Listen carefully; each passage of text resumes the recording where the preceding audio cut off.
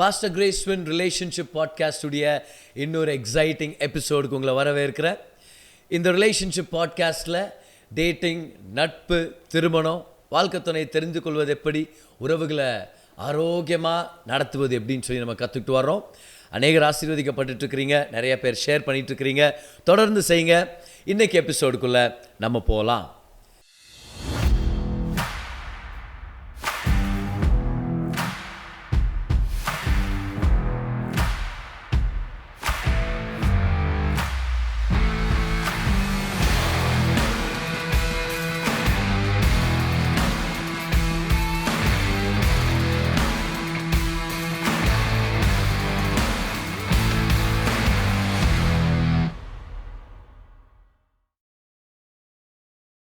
திருமணத்தை பற்றி நம்ம பார்த்துட்டு வந்துட்டு இருக்கிற சீரீஸில் இன்றைக்கி நம்ம பார்க்க போகிற விஷயம் மிக மிக முக்கியமானது. ஏன் திருமணத்திலேயே ரொம்ப வல்லமையான ஒரு காரணி இதுவாக இருக்கும் அப்படின்னு நான் உங்களுக்கு சமர்ப்பிக்கிறேன். This can be the most powerful agent in a healthy marriage. என்னது இது? நிறைய விஷயங்கள் நம்ம கற்றுக்கணுமா இருக்குது. திருமணம் போது நிறைய விஷயங்களை ஒழுங்காக செய்யணுமா இருக்குது. ஆனால் இந்த விஷயம் அது எல்லாத்த விட ஒசரமானது, மிக மிக முக்கியமானது. அது என்னது? அது இங்கிலீஷில் ஒரே ஒரு வார்த்தை, கம்யூனிகேஷன். உரையாடல், சம்பாஷணம், பேச்சுவார்த்தை, இந்த மாதிரி நிறைய வார்த்தைகளை தமிழில் நம்ம பயன்படுத்துகிறோம். இதுதான் ஒரு திருமணத்துடைய மிக முக்கியமான ஒரு காரணி. பாருங்கள், ரத்தம் ஒரு மனுஷனுடைய சரீரத்துக்கு மிக மிக முக்கியமானது. ரத்தத்தில் தான் ஜீவன் இருக்குதுன்னு தேவனுடைய வார்த்தையில் நம்ம படிக்கிறோம். ரத்தம் ஒரு குறிப்பிட்ட பகுதிக்கு ஃப்ளோ ஆகலைன்னா அந்த பகுதிக்கு ஜீவன் ஃப்ளோ ஆகலைன்னு அர்த்தம். அந்த இடம் மரிச்சு போயிடும், செயலிழந்து போயிடும். அந்த சரீரத்துடைய அந்த பகுதி, அந்த பாகம் வேலை செய்யாமல் போயிடும். ரத்தம் தான் ஜீவனை குறிக்குது, ஜீவனை கொண்டு வருது. எப்படி ரத்தம் ஒரு சரீரத்துக்கு ஆரோக்கியத்தை கொண்டு வருதோ அதே போல தான் பேச்சுவார்த்தைன்றது உறவுகளின் ரத்தம். ஆரோக்கியமான உறவுக்கு மிக முக்கியமான ஒரு ஏஜென்ட் இந்த பேச்சுவார்த்தை, சம்பாஷணம், உரையாடல். Communication is the blood of any healthy relationship. அப்போது ஒரு ரத்தத்தை செக் பண்ணிவிட்டு ஒரு மனுஷனுடைய சரீரம் ஆரோக்கியமாக இருக்குதா இல்லையான்னு பார்க்க முடியும்னா, ஒரு திருமணத்தில் இருக்கிற கம்யூனிகேஷனை வச்சு, அவங்களுடைய கான்வர்சேஷன்ஸை வச்சு, அவங்க எவ்வளோ தாராளமாக எந்தவித நிபந்தனையும் இல்லாமல் எப்போ வேணாலும் என் வாழ்க்கை துணைக்கிட்ட நான் இந்த விஷயத்தை பேச முடியும், எப்போ வேணாலும் எந்த விஷயமா இருந்தாலும் என் துணைக்கிட்ட நான் பேச முடியும் அப்படின்னு ஒருத்தர் சொன்னாங்கன்னா அவங்க திருமணம் ஆரோக்கியமாக இருக்குதுன்னு அர்த்தம். ஏன்னா ரத்தத்தை வச்சு ஒரு சரீரத்துடைய ஆரோக்கியத்தை நம்ம கணக்கெடுக்க முடியும்னா, ஒரு திருமணத்தில் இருக்கிற கம்யூனிகேஷன் ஹெல்த்தை வச்சு அந்த திருமணமே ஆரோக்கியமாக இருக்குதுன்னு சொல்லி நம்ம கண்டுபிடிச்சிட முடியும். அப்போது ஒரு உறவு ஆரோக்கியமாக இருக்கணும்னா பேச்சுவார்த்தை மிக மிக முக்கியமான விஷயமா இருக்குது. திருமணத்தில் எப்போ கணவர் மனைவி கிட்ட பேசுகிறதுக்கு தயங்குறாரோ, இல்லைனா மனைவி கணவர்கிட்ட பேசுகிறதுக்கு தயங்குறாங்களோ இல்லை தவிர்க்கிறாங்களோ, இல்லைனா இந்த விஷயத்தை அவர்கிட்ட பேசினா அவர் எரிஞ்சு விழுவார், இல்லைனா இந்த கணவர் இப்படி நினச்சா எப்படி இருக்கும், இல்லை அவங்கக்கிட்ட பேசினால அது சும்மா சண்டை போடும், மனைவிக்கிட்ட இதை பற்றி பேசுறது வேண்டாம் அப்படி இந்த ஒளிவு மறைவு அதிகமாக அதிகமாக திருமணத்துடைய ஆரோக்கியம் எப்படி இருக்குதுன்னு சொல்லி அது சுட்டி காமிக்குது. Simple question, is your marriage healthy? How to you find out? Check your communication health. ஒரு கணவனும் மனைவியும் எந்த வித நிபந்தனையும் இல்லாமல், அது என்ன மாதிரி விஷயமா இருந்தாலும் பரவாயில்ல, சின்ன விஷயமோ பெரிய விஷயமோ, ரொம்ப டென்ஷனான விஷயமோ இல்லைனா அது ஒரு கேஷுவலான ஒரு டீட்டெயிலாக இருந்தாலும் என் கணவர்கிட்ட என் மனைவி கிட்ட நான் அதை எனி டைம் நான் பேசலாம் அவர்கிட்ட அப்படின்னு ஒரு விடுதலையை ஃபீல் பண்ணாங்கன்னா உங்கள் திருமணம் ரொம்ப ஆரோக்கியமாக இருக்குதுன்னு அர்த்தம். ஆனால் தயங்குறதோ தவிர்க்கிறதோ கம்யூனிகேஷன் குறைவாக இருக்கிறதோ இப்படியெல்லாம் இருந்துச்சுன்னா திருமணம் ஆரோக்கியமாக இல்லைன்னு அர்த்தம். இந்த கம்யூனிகேஷன் அவ்வளோ முக்கியமான விஷயம். இப்போ மேல் நோட்டமாக கம்யூனிகேஷன் அப்படின்னு நான் சிம்பிளாக சொல்லிட்டேன், அப்புறம் சம்பாஷணன்றோம், உரையாடல், பேச்சுவார்த்தை அப்படின்னு சிம்பிளாக சொல்லிட்டு போயிடுறோம். ஆனால் அது அவ்வளோ ஈஸி இல்லை. அது நம்மளை அன்கம்ஃபர்டபுளாக மாற்றும். கணவனும் மனைவியும் உட்காந்து ஓப்பனாக, தெளிவாக, ஆனஸ்டாக, ஒருத்தரை காயப்படுத்திக்காமல் ரெஸ்பெக்டோட பேச வேண்டியதை பேசி ஒரு சில விஷயங்களுக்கு ஒரு நல்ல தீர்வு கொண்டு வரும்படி ஒரு அக்ரிமெண்ட்டுக்குள்ளே வரணுன்றது அது அன்கம்ஃபர்டபுளாக்கும் ரெண்டு பேருமே அந்த நேரத்தில் சுயத்தை ஒதுக்கி வச்சுட்டு திருமண வாழ்க்கை முக்கியம், எங்கள் ரெண்டு பேருக்குள்ள உறவு முக்கியம், தேவன் இருக்கிறாருங்க திருமணத்தில், எப்படியாவது இந்த சூழ்நிலைக்கு ஒரு தீர்வை கொண்டு வரலாம் அப்படின்னு அவங்க ஓப்பன் அப் பண்ணிக்கிட்டு செல்ஃப்லெஸ்லாம் இறங்கினாதான் அது பாசிபிள். அது மெச்சூரான இரண்டு பேர் மத்தியில் நடக்கிற ஒரு முக்கியமான விஷயமா இருக்க போகுது. பாருங்க, அப்போ ஓப்பன் கம்யூனிகேஷன்ன்றது அவ்வளோ ஈஸி இல்லை, அது அன்கம்ஃபர்டபுளாக மாற்றும். அது வெறும் மெச்சூர் பீப்புள் தான் செய்ய முடியும். ஷாப்பிங்க்கு போகிறது ஈஸி, கணவனும் மனைவியும் சேர்ந்து ஒரு சில வேலைங்களை வீட்டில் ஒன்றா சேர்ந்து முடிக்கிறது ஈஸி கம்யூனிகேஷனை விடன்னு சொல்ல வர்றேன். ஏன், ஏதோ ஒரு எக்ஸ்பென்சிவ் கிஃப்ட் வாங்கி உங்கள் வாழ்க்கை துணை கொடுக்கறது கூட ஈஸி. திருமணத்துடைய படுக்கையை அனுபவிக்கிறது கூட ஓப்பன் கான்வர்சேஷனை விட ஈஸி. அப்போ இந்த ஓப்பன் ஆனஸ்ட் கான்வர்சேஷன் இது மெச்சூரான கப்புள்ஸால் மட்டும்தான் செய்ய முடியும். தேவனோட நெருக்கமாக இருந்து வார்த்தையில் வளர்ந்து ஆவியானவர் அவங்களுடைய குணத்தை மாற்றி ஏசு கிறிஸ்துவை போலவே வாழும்படி பலனை கொடுத்து அவங்கள மறுரூபமாக்கிட்டு இருக்கிறார் இல்லையா, அந்த தம்பதியினரால் மட்டும்தான் இது சாத்தியம்னு சொல்ல வரேன். அப்படின்னா இந்த கம்யூனிகேஷன் அப்படின்றது திருமண வாழ்க்கையில் மனசை திறந்து பேசுகிற அந்த அருமையான ஒரு அனுபவம் அது தொடர்ந்து இருக்கணும். அது தொடர்ந்து செய்யணும்னா ரெண்டு பேருமே தேவனுடைய கோட்பாடுகளுக்கு இணங்கி அவங்களுடைய வாழ்க்கையில் ஒரு வளர்ச்சிக்கு அவங்க இடம் கொடுக்கணுமா இருக்குது. You both have to submit to the process of growth in the life of a Christian. Let the Holy Spirit work on your characters. Humble yourself. Love each other truly with the love of Christ and position yourself to a blessed marriage by having open communication. இதனால நான் ரொம்ப தைரியமாக சொல்ல முடியும், உங்கள் திருமணத்தில் இருக்கிற சூழ்நிலைகள் மாறும்படி நீங்கள் எடுக்க வேண்டிய முதல் பெரிய ஸ்டெப்பு ஓப்பனாக உட்காந்து பேசுகிறது தான். கணவனும் மனைவியும் உட்காந்து பார், இதுதான் பிரச்சனை அப்படின்னு நான் சொல்ல வர்றேன், உன்னை பொறுத்த வரைக்கும் என்ன பிரச்சனைன்னு சொல்லு, நான் எதில் மாற்றிக்கணும்னு நீ நினைக்கிற, அதில் நியாயமான காரணங்கள் இருந்தால் நான் மாற்றிக்கிறேன், நியாயமாக இருந்துச்சுன்னா நிச்சயமாக நான் மாற்றிக்கிறேன். அதே போல் எனக்கு பொறுத்த வரைக்கும் இதெல்லாம் நீ மாற்றிக்கிட்டோன்னா ரொம்ப நல்லாயிருக்கும் அப்படின்னு ஓப்பனாக பேசி மனசை திறந்து பேசி தாழ்மையாகவும் ரெஸ்பெக்டோடவும் அன்போடவும் செல்ஃப்லெஸ்ஸாகவும் அவங்க பேச கற்றுக்கிட்டாங்கன்னா அதுதான் மெச்சூரிட்டி. உங்கள் திருமணத்தில் இருக்கிற நிறைய பிரச்சனைங்க இதனாலேயே சால்வ் ஆயிரும் அப்படின்னு நான் ரொம்ப போல்டாக டிக்ளேர் பண்ணிகிட்ருக்கிறேன். இந்த சத்தியத்தை, இந்த கம்யூனிகேஷன் பிரின்சிபலை மேரேஜுடைய கான்டெக்ஸ்டில் நிறைய இடத்துல நம்ம வேதத்தில் பார்க்க முடியுது. இந்த பிரின்சிபலை வேதத்து முதல் ஸ்டோரியிலே நம்ம பார்க்க முடியும், முதல் மேரேஜ் ஸ்டோரியிலே நம்ம பார்க்க முடியும். பாருங்கள், நம்ம ஆதியாகமம் 2ஆம் அதிகாரம் அதுடைய 18ஆம் வசனத்திலிருந்து 20ஆம் வசனத்து வரைக்கும் உங்களுக்கு படிக்கிறேன், கேளுங்க. பின்பு தேவனாகிய கர்த்தர், மனுஷன் தனிமையாக இருப்பது நல்லதல்ல, ஏற்ற துணையை அவனுக்கு உண்டாக்குவேன் என்றார். அருமையான ஒரு வசனம். கர்த்தரே ஒரு துணையை ஏற்படுத்தி கொடுக்குறேன்னு சொல்லிட்டார். ஆனால் அடுத்த வசனம் பாருங்க, தேவனாகிய கர்த்தர் வெளியின் சகலவித மிருகங்களையும் ஆகாயத்து சகலவித பறவைகளையும் மண்ணினாலே உருவாக்கி ஆதாம் அவைகளுக்கு என்ன பேரிடுவான் என்று பார்க்கும்படி அவைகளை அவனிடத்தில் கொண்டு வந்தார். அந்தந்த ஜீவ ஜந்துக்கு ஆதாம் எந்தெந்த பேரிட்டானோ அதுவே அதற்கு பேராயிற்று. அப்படியே ஆதாம் சகலவித நாட்டு மிருகங்களுக்கும் ஆகாயத்து பறவைகளுக்கும் சகலவித காட்டு மிருகங்களுக்கும் பேரிட்டான். ஆதாமுக்கோ ஏற்ற துணை இன்னும் காணப்படவில்லை. இப்போ இந்த வசனங்களை படிக்கும்போது ஒரு ஆச்சரியமான விஷயம் என்னன்னா, 18ஆம் வசனத்தில் தேவனே சொல்கிறாரு, இன்னும் ஆதாம் தனியாக இருக்கிறது நல்லதில்லை, அவனுக்கு ஒரு ஏற்ற துணையை நான் ஏற்படுத்தி கொடுக்குறான்றார். ஆனால் அடுத்த வசனத்தில் ஏவாளை உண்டாக்குறது அந்த வேலையில் இறங்காமல் மிருகங்களெல்லாம் கூட்டிகிட்டு வராரு, மிருகங்களுக்கு நீ பேர் வையின்னு. ஆதாம் மிருகங்களுக்கெல்லாம் பேர் வச்சு ஆண்டவர் ஆதாம்கிட்ட வெரி குட் நல்லா பேர் வச்சுக்கிற, இது பேர் என்ன, காக்கா, கரெக்டு, அது அப்படி தான் சொல்லுது வாய் திறந்தா. இது பேர் என்ன, இப்போ போட்டாமா, சரி ஏதோ மஸ்தா பேர் வச்சுக்கிற. இது என்னது, இது ஒரு காண்டா மிருகம், சரி நான் பேர் வச்சுக்கிறேன்ட்டு. என்ன இது விளையாட்டு அப்படின்ற மாதிரி தோணுதா இல்லையா? நீங்களே சொல்லிட்டீங்க ஆண்டவரே ஏற்ற துணை வேணும்னு. அதுக்கப்புறம் ஏன் மிருகங்களை கூட்டிகிட்டு வர்றீங்க, ஏன் அவங்களுக்கு பேர் வைக்க சொல்கிறீங்க? அதில் வேறு இந்த ஸ்டேட்மெண்ட் வருது பாருங்களேன், இதுக்கெல்லாம் பேர் வச்சிட்ட பிறகு இன்னும் ஆதாமுக்கு ஏற்ற துணை காணப்படவில்லை. அப்படின்னா இதில் நம்மளுக்கு என்ன இண்டிகேஷன் கிடைக்குதுன்னா, வர்ற மிருகங்கள்லாம் ரெண்டாக வந்துச்சுன்றது நம்மளுக்கு தெரிய வருது. ஆணும் பெண்ணுமாக அவர்கிட்ட வந்ததுனால இவர் அதுங்களை பார்த்து பேர் வைக்கிறார். அப்போ எல்லாமே ஜோடியாக வருது, எனக்கு மட்டும் ஜோடி இல்லையேன்னு சொல்லி ஆதாம் கண்டுபிடிக்கிறார்.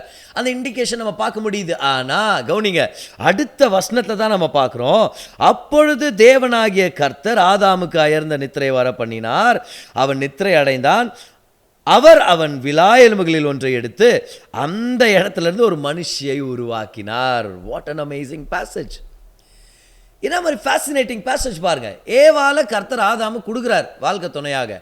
ஆனால் அதுக்கு முன்னாடி ஆதாமுக்கு வாயை திறந்து பேச சொல்லித்தரார். அப்படின்னா வாய் திறந்து பேசு, வர்ற மிருகங்களுக்கு பேர் வை, கரெக்டாக பேர் வை, ப்ராஃபட்டிக்காக பேர் வைன்ற மாதிரி. ஏன்னா நீ என்ன பேர் வைக்கிற அதுவாக தான் அது மாறப்போகுது. What you say will happen, what you say will start creating. ஏன்னா கர்த்தர் சிருஷ்டிகர்த்தர், அவர் ஆதாம படைச்சிருக்கிறார், சிருஷ்டிப்பு தன்மையோடு படைச்சிருக்கிறார். இப்படி சொல்லாமா, God is our creator but he made man creative. we are not creators, we are creative. ஆனால் எப்படி அந்த கிரியேட்டிவிட்டியை வெளிப்படுத்தணும்? வாயின் வார்த்தைகளால். முதன்மையாக ஏவாள் வரத்துக்கு முன்னாடி கர்த்தர் ஆதாமுக்கு பேச்சுவார்த்தை செய்யும்படியும் சம்பாஷணம் பண்ணும்படியும் உரையாடல் செய்யும்படி பேரிடும்படி வாயை திறந்து பேசு பேசு ஆதாம்னு சொல்லி ஒரு பேசுகிற ஒரு அசைன்மெண்ட்டை கொடுக்குறாரு. ஏன்னா ஒரு மனுஷன் பேச கற்றுக்கிற வரைக்கும் அவன் திருமணத்துக்கு ஆயத்தமாக இல்லைன்ற நான். இப்போ பேச்சுனா வெறும் வாயின் வார்த்தைகள் நான் சொல்ல வரல. கம்யூனிகேஷன், மனதில் ஏதோ ஒன்று இருக்குது, அதை வெளிப்படுத்த கற்றுக்கணும். அப்படி இல்லைனா திருமணம் ரொம்பவே கடினமான விஷயமா போயிடும். அதனால தான் கர்த்தர் ஆதாம்கிட்ட சொன்னார், பார் ஏவாள் வருவா, ரொம்ப பேசுவா, சரியா, உனக்கு வாழ்க்கை துணையை நான் ஏற்படுத்தி கொடுக்குறேன், நீ பேசி தான் திருமணத்தை நடத்தணுமா இருக்குது.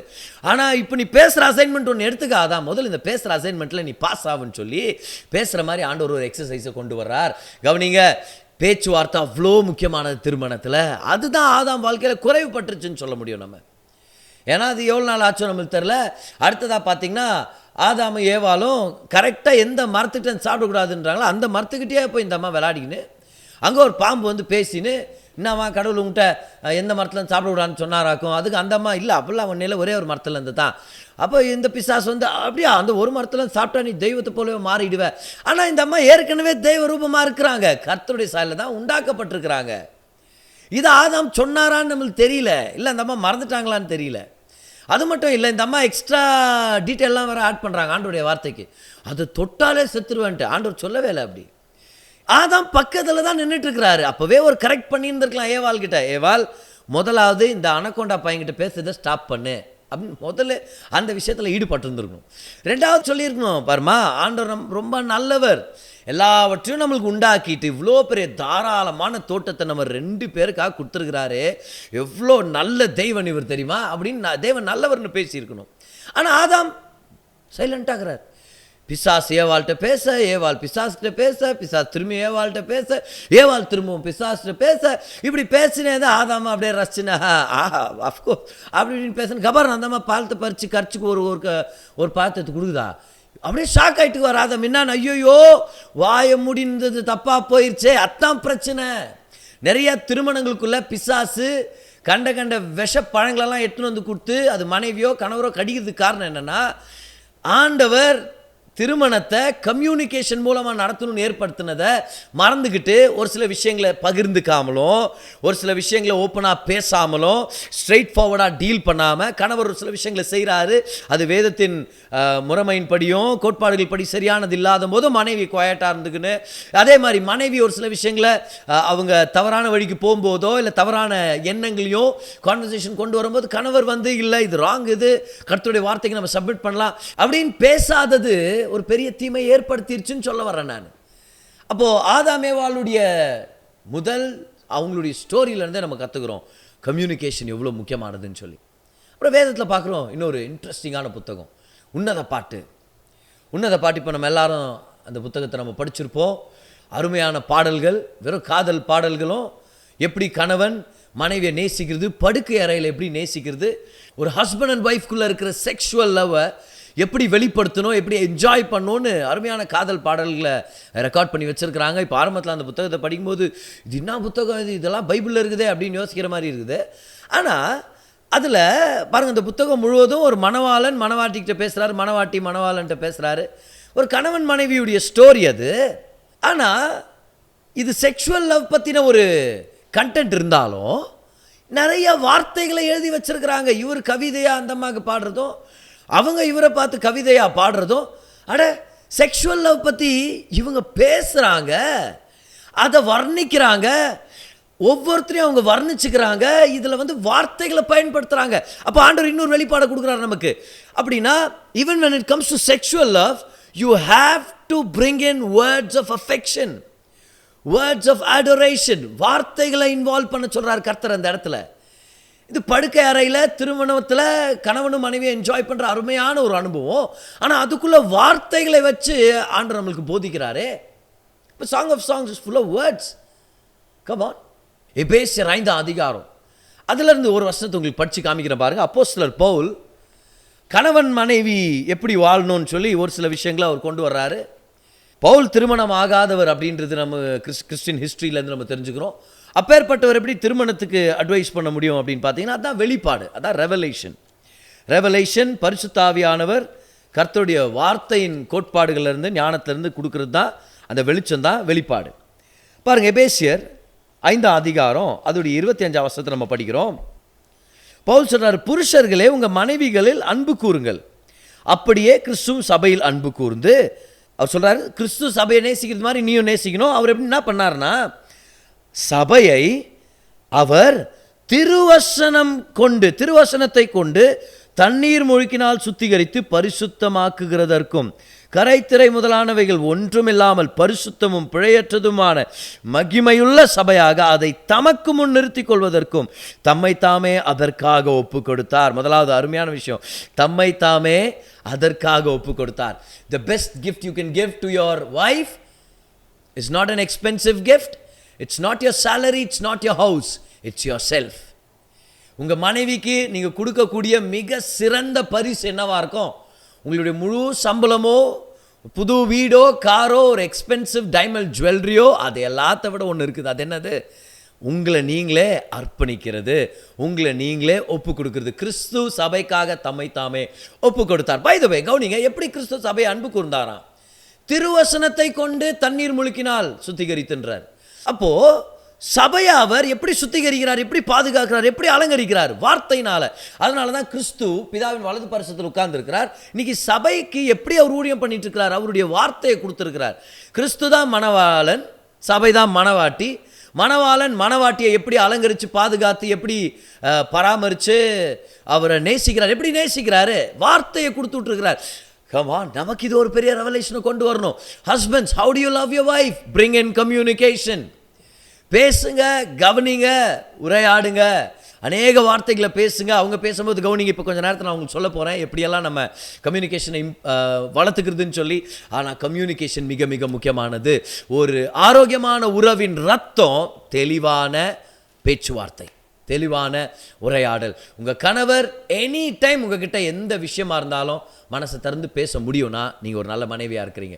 உங்கள் மனைவி எனி டைம் எந்த விஷயமா இருந்தாலும் கூச்சப்படாமல், கவலைப்படாமல், எப்படி ரியாக்ட் பண்ணுவாரோ அப்படியெல்லாம் நினைக்காம உங்ககிட்ட தாராளமாக பேசுகிறதுக்கு அவங்க ஆயத்தமாக இருந்தாங்கன்னா நீங்கள் ஒரு நல்ல கணவராக இருக்கிறீங்க. உங்கள் 2 பேருடைய திருமண வாழ்க்கை ஆரோக்கியமாக இருக்குதுன்னு அர்த்தம். ஒரு சரீரத்தின் ஆரோக்கியத்தை கணிக்கிறதுக்காக ரத்த டெஸ்ட் பண்ணுறாங்கன்னா, அப்போ ஒரு திருமணத்துடைய ஆரோக்கியத்தை கணிச்சு பார்க்குறதுக்கு நம்ம கம்யூனிகேஷன் டெஸ்ட்டை எடுக்கலாமா? Think about this. Yes, is your communication healthy? If your communication is healthy, then it's a good sign that your marriage is also healthy. So இந்த பேச்சுவார்த்தை எப்படி வளர்த்துக்கிறது? ஒரு சில விஷயங்களை நான் உங்களுக்கு சொல்லிக் கொடுக்குறேன். Here are a few important aspects of communication. Number 1, listening. கேட்பது, செவி சாய்ப்பது. Listening should comprise more than 50% of communication.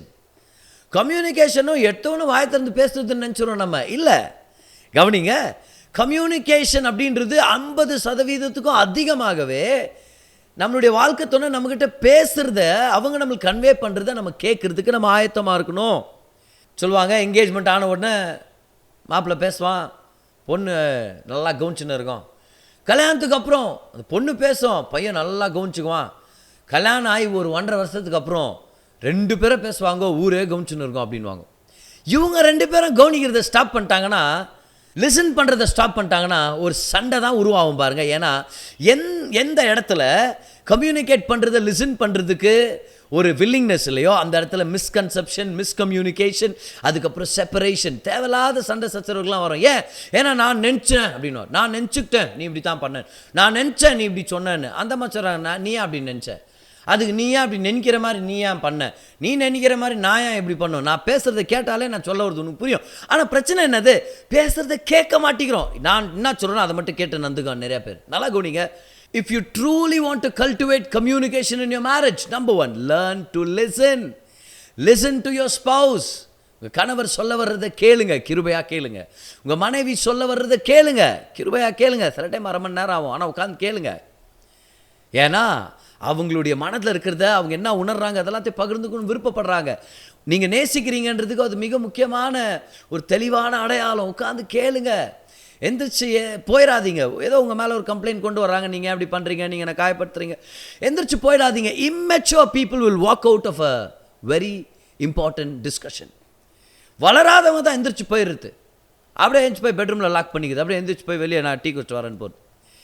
இல்லை, இப்போ நல்லா கவனிங்க, மனைவிகள் ஒரு சில நேரங்களில் இல்லை அவர் கொஞ்சம் ரிலாக்ஸ் ஆகட்டும், இப்போ தான் வேலையிலேருந்து வந்துக்கிறாரு, இப்போவே வந்து அந்த 7 லட்ச ரூபா கடனை பற்றி பேசணும்னு அவசியம் இல்லை. கரெக்டாக இல்லையா? உங்களுக்கு கர்த்தர் ஞானத்தை கொடுத்துருக்குறா, ஞானத்தை பயன்படுத்துங்க. ஆனால் ஒரு கணவராக சொல்கிறேனே, உட்காந்து கவனிங்க, மனைவி பேசிட்டோம், நீங்கள் கவனிக்கிறது அவங்களுக்கு அன்பாக போய் சேரும். So number 1, listen with grace, கிருபையை கொடுங்க. நம்பர் 1, லிசன் வித் கிரேஸ், கிருபையாக கவனிங்க.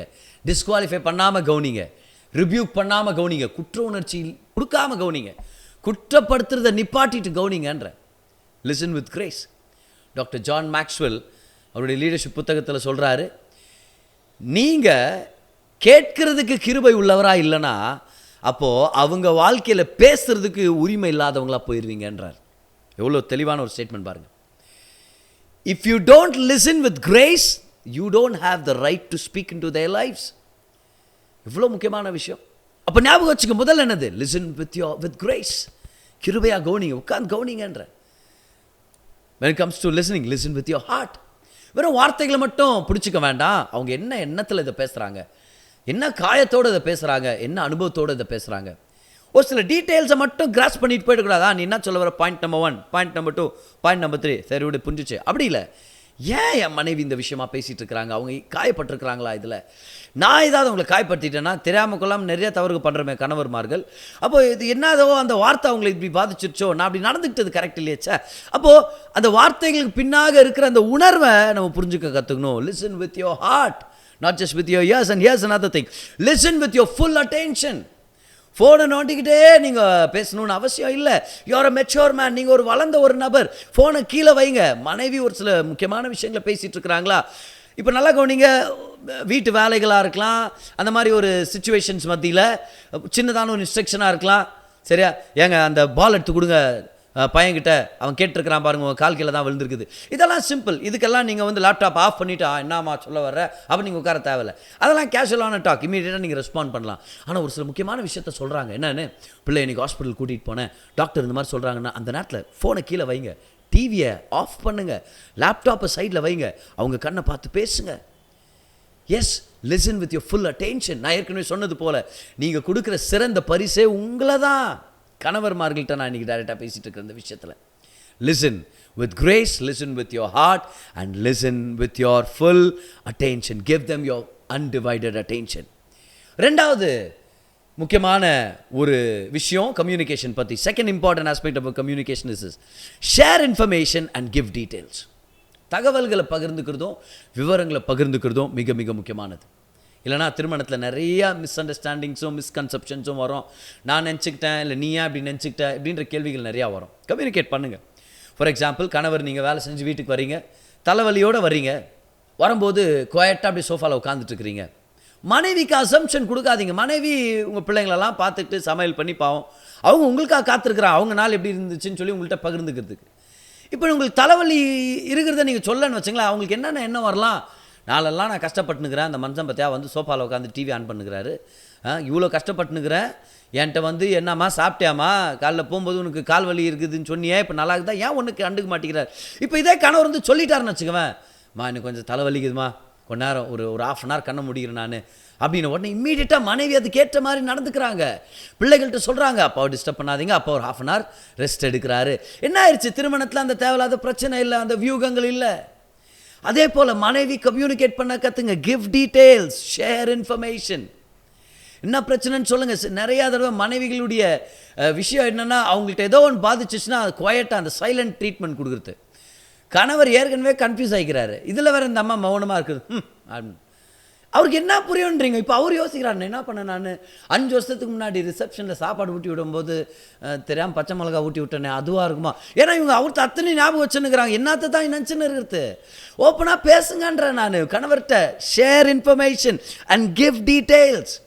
கணவர்மார்கள் ஹோட்டலுக்கு போகிறீங்க, உங்கள்கிட்ட 2000 ரூபா தான் இருக்குது, ஆனால் நீங்கள் போகிற ஹோட்டல் வந்து ரொம்ப ஃபேன்சியாக இருக்குதுன்னு வச்சுங்களேன். உங்களுக்கு அடுத்த நாள் 1000 ரூபா உங்கள் கையில் இருக்கணும், 1000 ரூபா தான் உங்களால் ஸ்பெண்ட் பண்ண முடியும்னா மனைவிட்ட சொல்லுங்க, போகும்போதே நம்மகிட்ட ஒரு 1000 rupees இருக்குது, அதனால் let's work out something within that. Shopping கூட்டிகிட்டு போகிறீங்க, உங்களுடைய பட்ஜெட் 5000 ரூபானா நீங்கள் அதை சொல்லுங்கள் மனைவி கிட்ட, பாருமா நம்மளுடைய பட்ஜெட் பொறுத்த வரைக்கும், இந்த மாதத்து பட்ஜெட் பொறுத்த வரைக்கும் க்ரோசரிஸ்க்கு பில்ஸு இஎம்ஐஸ் இது எல்லாத்தையும் போக நான் துணி எடுக்கிறதுக்காகவே, ஏன்னா இந்த மாதம் உன்னுடைய பர்த்டே, நான் ஒரு 5000 rupees ஒதுக்கி இருக்கிற உன்னுடைய ஆக்சசரி ஷூஸு நீ என்ன ட்ரெஸ் வாங்குற எல்லாமே இதுக்குள்ளே ஒர்க் அவுட் பண்ணிட்டா ரொம்ப நல்லாயிருக்கும். அதை சொல்கிறது இல்லை, அதை விட்டு வா போகலாம் அப்படின்ட்டு அந்த அம்மா பார்த்தா 8000 ரூபாய் சாரி எடுத்து போட, இவர் இல்லை கலர் நல்லா இல்லை, கலர் நல்லா இல்லை ரேட்டை பார்த்தாரு இவர் நடுவில் அப்படி கேப்பில். இப்போ என்ன ஆகுது, சொல்ல முடிய மாட்டேங்குது கடைக்காரன் முன்னாடி, அவ்வளோ காசு இல்லைன்னு சொன்னால் நம்ம கெத்து என்ன ஆகுது. இதெல்லாம் என்ன பிரச்சனை, கம்யூனிகேஷன் பிரச்சனைன்ற நான் சொல்லிடுங்களேன். கம்யூனிகேட் பண்ணுங்க. மாதத்தில் ஒரு சில தேதிகளில் சம்பளம் வரதுக்கு ஒரு சில நாட்களுக்கு முன்னாடி பணம் கொஞ்சம் குறைவாக இருந்துச்சுன்னா அதை ஓப்பனாக ஷேர் பண்ணுங்கள். மனைவிமார்கள் கிருபையாக இருங்க. ஆமாம் இந்த மாதம் ஒரு மாதத்துக்கு சரியாக சம்பாரிச்சு போடுறது கூட இவருக்கு துப்பு இல்லை, அப்போல்லாம் டைரெக்டாக குற்றப்படுத்திடாதீங்க. கவனிச்சிங்களா, லிசன் வித் கிரேஸ், அதான் சொன்னேன் இல்லையா, கிருபையாக கவனிங்க.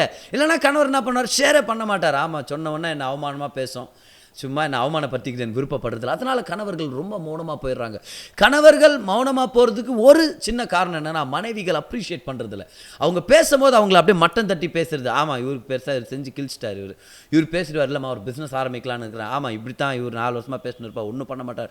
அப்படி அவரை டிஸ்குவாலிஃபை பண்ணி அவரை கேவலப்படுத்திடாதீங்க. அப்புறம் அவர் ஐடியாஸை ஷேர் பண்ண மாட்டார். பாரு, ஒரு ஆணுக்கு சுயமரியாதைன்றது மிக மிக முக்கியமான விஷயம். ரெஸ்பெக்ட்.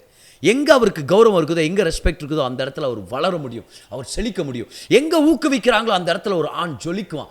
எங்கே ஊக்குவிக்கிறது இல்லையோ, எங்கே அவனை மட்டம் தட்டி பேசுகிறாங்களோ அந்த இடத்துல அவன் கனவுகளை வெளிப்படுத்த மாட்டான், அந்த மனுஷன் வளரவே முடியாது. உங்கள் கணவர் ஆரோக்கியமான கணவராக இன்னும் நல்ல தகப்பனாக இருக்கணும்னா மனைவி என்கரேஜ் பண்ணுங்கள், அவர் பேசுங்க, அவர்கிட்ட இன்ஃபர்மேஷன் டீட்டெயில்ஸை ஷேர் பண்ணுங்கள். ஒரு நாளை நீங்கள் ஷேர் பண்ணுறீங்களா, அந்த நாளில் இருக்கிற நிறைய டீட்டெயில்ஸை ஷேர் பண்ணுங்கள். அதில் மனைவி அவங்கள நீங்கள் நேசிக்கிறீங்க அப்படின்றத நீங்கள் வெளிப்படுத்திட்டு இருக்கிறீங்கன்னு அர்த்தம். மூணாவதா மிக முக்கியமான விஷயம், கணவர்கள் நேசத்தின் வார்த்தைகளை பகிர்ந்துக்க கற்றுக்கணும். மனைவிமார்கள் ஊக்குவிக்கிற திடப்படுத்துகிற வார்த்தைகளை பேச கற்றுக்கணும். மிக முக்கியமான விஷயம் பாருங்கள். Husbands communicate words of affection and wives need to communicate words of affirmation. இப்போது கணவர்களும் வேர்ட்ஸ் ஆஃப் அஃபர்மேஷன் கொடுக்கணும், உறுதிப்படுத்துகிற வார்த்தைகள். மனைவிமார்களும் அதே போல் அன்பின் வார்த்தைகளும் நேசத்தின் வார்த்தைகளை கொடுக்கணும். அது நல்ல விஷயம்தான். ஆனால் அதிகபட்சமாக கணவருக்கு தேவைப்படுறது நேசம் அப்படின்னு சொல்கிறத விட தன்னை ஊக்குவிக்கிற வார்த்தைகள். அதிகபட்சமாக மனைவிக்கு தேவைப்படுகிறது ஊக்குவிக்கிற வார்த்தைகளா இல்லை அன்பின் வார்த்தைகளான்னு பார்த்தீங்கன்னா அன்பின் வார்த்தைகள், நேசத்தின் வார்த்தைகள். அதனால் கணவர்மார்கள் உங்கள் மனைவிகள்கிட்ட அன்பை வெளிப்படுத்துங்க. ஐ லவ் யூன்னு சொல்லுங்கள், யூ ஆர் ஸோ பியூட்டிஃபுல்னு சொல்லுங்கள். மனசில் நினச்சின்னுக்கிறது எவ்வளோ அழகாக்கிறா பாருன்ட்டு. ஆனால் அன்றைக்கி சாயந்தரம் பார்த்தா அந்த அம்மா நிற்பாங்க, இன்றைக்கி நான் இவ்வளோ நல்லா ரெடி ஆகிட்டு வந்தேன், எல்லாரும் சொல்கிறாங்க நல்லாக்கிறேன்ட்டு, நீங்கள் மட்டும் வாய் தந்து சொல்லவே இல்லைம்மா நான் மனசில் நினச்சின்னு இருந்தம்மா. நீ ஒரு அந்த நேரத்தில் மனசில் நினச்சின்னு இருந்த, வாய் தந்து சொல்லணுமா இல்லையா? நிறையா பேர் இல்லை சொன்னால்தான் காதலா, இது மாதிரி எல்லாம் படத்தை பார்த்து கெட்டு சீரழிஞ்சு போகாதீங்கன்ற சொல்லுங்கள். உங்களுடைய அன்பை வெளிப்படுத்துங்க. நான் உன்னை நேசிக்கிறேன்னு சொல்லுங்கள். இல்லை பதர் நான் நேசிக்கிறேன்னு 20 வருஷத்துக்கு முன்னாடி தாலி கட்டினேன், அப்போவே சொல்லிட்டேன் பதர், அதில் எந்த மாற்றமும் இல்லை, மாற்றம் வரும்போது சொல்கிறேன் பதர்னு ஒரு சில பேர். மாற்றம் வரும், இந்த மாதிரி பேசுனீங்கன்னா மாற்றம் வரும்ன்றேன் நான். உங்கள் அன்பை வெளிப்படுத்துங்க. அது மட்டும் இல்லை, உங்கள் மனைவி அழகாக இருக்கிறாங்கன்றது சொல்லுங்கள். உங்கள் மனைவி கிட்ட நேசத்தின் வார்த்தைகளை பேசுங்க. உங்கள் வார்த்தையுடைய டோன், நீங்கள் பேசுகிற டோன், உங்களுடைய முகத்துடைய எக்ஸ்ப்ரெஷன்ஸ், இது எல்லாத்துலேயும் ஒரு நேசம் காணப்படட்டும். ஆண்களுக்கு மிக முக்கியமான ஒரு நீட் இருக்குது, அது என்ன தெரியுமா, ஊக்குவிக்கிற ஒரு அருமையான ஒரு பலன் அவங்களுக்கு தேவைப்பட்டு வரேன். அதே போல் ஆண்களுக்கு தேவைப்படுகிற மிக முக்கியமான விஷயம் ஊக்குவிக்கும் வார்த்தைகள். மனைவிமார்கள் உங்கள் கணவருடைய நம்பர் 1 ஃபேன்ஸாக இருக்கணும். அப்ரிஷியேட் பண்ணுங்கள். அவர் ஏதாவது ட்ரை பண்ணியிருக்கிறாரு, அப்ரிஷியேட் பண்ணுங்கள். அவரை சோம்பேறின்னு சொல்ல வேண்டாம், பொறுப்பில்லைன்னு சொல்ல வேண்டாம். எப்போ பார்த்தாலும் நீங்கள் மறந்துடுறீங்க, இந்த வார்த்தைங்களாம் அவாய்ட் பண்ணணும். எப்போவுமே நீங்கள் இப்படி தான், அதெல்லாம் அவாய்ட் பண்ணிடுங்க. அதெல்லாம் குற்றப்படுத்தி ஒரு மனுஷனை மட்டுப்படுத்தி அவனை பெர்ஃபார்ம் பண்ண விட மாட்டேங்குது. பட் ஆன கர்த்தர் வேலை செய்யும்படி படைச்சிருக்கிறார். Men are naturally workers and performance oriented people. So if you appreciate their efforts, they want to do more. Compare பண்ணுறது அவங்க கூட. பக்கத்து வீட்டு பாக்யராஜ் பார்த்தீங்களா என்ன வாங்கி கொடுத்தான் அப்படின்றது, எதிர் வீட்டு ஏகாம்பரம் பார்த்தீங்களா என்ன மாதிரி புடவை வாங்கி கொடுத்தான் அப்படின்னு. நீங்கள் ஏன் அவங்கள பார்க்குறீங்க? ஏன் கம்பேர் பண்ணுறீங்க? என்னைக்கு உங்கள் ஆணை இன்னொருத்தரோட கம்பேர் பண்ணுறீங்களோ அப்போவே அவனை மட்டுப்படுத்திட்டீங்கன்னு அர்த்தம். நீங்கள் என்ன தெரியுமா சொல்லணும்? யார் எப்படி செஞ்சாலும் இங்கே பலனுக்கு மீறி, உங்கள் சக்திக்கு மீறி எனக்கு நீங்கள் நன்மை செஞ்சுட்டு இருக்கிறீங்க, எவ்வளோ நல்ல தகப்பனாக இருக்கிறீங்க, எவ்வளோ நல்ல கணவராக இருக்கிறீங்க அப்படின்னு சொல்லி ஊக்குவிச்சு பேச கற்றுங்க. இது மிக மிக முக்கியமான விஷயம். அவருடைய நெகட்டிவ்ஸை ஆம்பிளிஃபை பண்ணி பேசாதீங்க. முக்கியமாக உங்கள் குடும்பத்து முன்னாடி பேசின்னு இருக்காதீங்க. சொந்தக்காரங்க மத்தியில் பேசிவிட, ஆயோர் இப்படி தான் அன்றைக்கி கூட பாருங்கள் மார்க்கெட்டில் இது போய் வாங்கின்னு வர சொன்னா இப்படி வாங்கி சொதப்பிட்டார். அதெல்லாம் பண்ணாதீங்கன்ற நான். சரியா? ஒரு மனுஷனுடைய எஸ்டீமை உடைச்சு அவன் கௌரவத்தை கெடுத்து அப்புறம் என்கிட்ட வந்து அழுவுறது, பாஸ்டர் அவர் என்கிட்ட சரியாகவே பேச மாட்டேங்கிறார். எங்கம்மா, அவரை நீங்கள் மதிச்சா தானே அவரும் கொஞ்சம் சந்தோஷமாக வீட்டுக்குள்ளே வர முடியும். Communicate words of affection. ஆண்கள் கம்யூனிகேட் வேர்ட்ஸ் ஆஃப் அஃபர்மேஷன். 4வது விஷயம், கம்யூனிகேஷனை பற்றி வெறும் வார்த்தைகள் மட்டும்தான் கம்யூனிகேஷன் இல்லை, தொடுதல்கள், அன்பின் தொடுதல், நேசத்தின் தொடுதல். கணவர்மார்கள் மனைவியை அன்பாக தொட கற்றுங்க. ஷாப்பிங் போகும்போது கை பிடிச்சிக்க கற்றுங்க. ஷோல்டர் மேலே மெதுவாக கை போட கற்றுங்க. ரெஸ்லிங் மூவ் போடக்கூடாது, ராக் பாட்டம் போடக்கூடாது. ஷாப்பிங் மாலில் போய் ராக் பாட்டம் போட்டுங்கிறது ஐ லவ் யூன்றது அப்படியே அப்படியே நெருக்கி அப்படியே கட்டி பிடிச்சி எலும்பு முறிகிற மாதிரி சத்தத்தை கொண்டு வருத்தாங்க. இடத்துல ஏன் அப்படிலாம் பண்ணுறீங்க? மனைவி நல்லா பக்கத்தில் உட்காந்துருப்பான், பிடிச்சி நெட்டு அடிக்கிறேன்னு கையை ஒடிச்சு விடுவார் இவர். ஏன் அப்படிலாம் பண்ணுகிறீங்க? ரெஸ்லிங் மூவ் வேண்டாம் அவங்களுக்கு. நேசத்தின் தொடுதல், பாசமான தொடுதல். அதே போல் மனைவிமார்கள் ஞாபகம் வச்சுங்க, கணவருக்கு இருக்கிற மிக முக்கியமான தேவை தாம்பத்திய உறவில் ஒரு நிறைவு. அது உங்களால் மட்டும்தான் நியாயப்படி தர முடியும். அதனால் அந்த விஷயத்தில் அவரை கவனிச்சுங்க, அவரை மெயின்டைன் பண்ணிங்க. ஓகே, இன்றைக்கி இந்த எபிசோட நம்ம கற்றுக்கிட்டதை நல்லா தெளிவாக ஞாபகம் வச்சு அதை ப்ராக்டிஸ் பண்ணுங்கள். என்னது அது? பேச்சுவார்த்தை, சம்பாஷணம், அதுக்கப்புறம் உரையாடல், ஓப்பன் அப். தினமும் ரெகுலராக கணவனும் மனைவியும் எந்த விஷயத்து மேலேயும் ஃபோக்கஸ் பண்ணாமல், ஃபோனோ டிவியோ அப்படிலாம் ஒன்றும் செய்யாமல் ரெகுலராக ஒரு சில நேரத்தை ஒதுக்கி வச்சு மனசு திறந்து பேசணும். இப்படி ரெகுலராக பேசுகிற கணவன் மனைவியுடைய திருமண வாழ்க்கை ஆரோக்கியமாக இருக்கும். ஏன்னா ஆரோக்கியமான திருமண உறவின் ரத்தம் கம்யூனிகேஷன், பேச்சுவார்த்தை, உரையாடல்.